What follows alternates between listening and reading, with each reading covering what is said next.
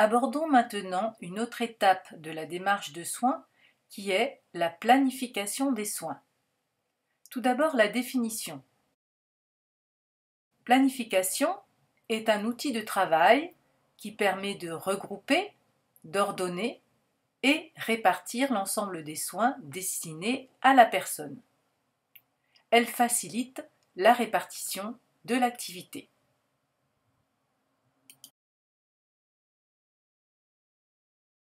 Quels sont les critères d'une bonne planification?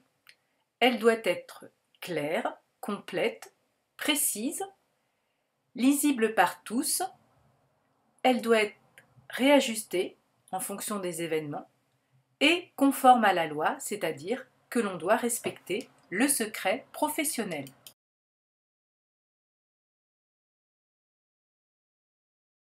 Elle doit tenir compte de l'ensemble des soins, soit prescrits par le médecin ou des soins infirmiers ou d'autres collaborateurs comme les kinés, également des éléments de vie, par exemple les visites, et les habitudes institutionnelles.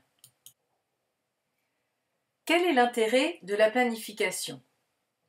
Elle permet de prévoir les soins à faire par l'équipe. Elle permet aussi de répartir l'activité en fonction des différentes catégories professionnelles.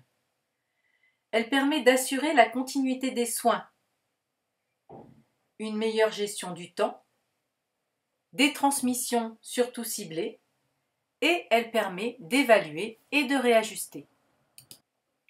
Enfin, nous avons vu que la planification était visible par tous.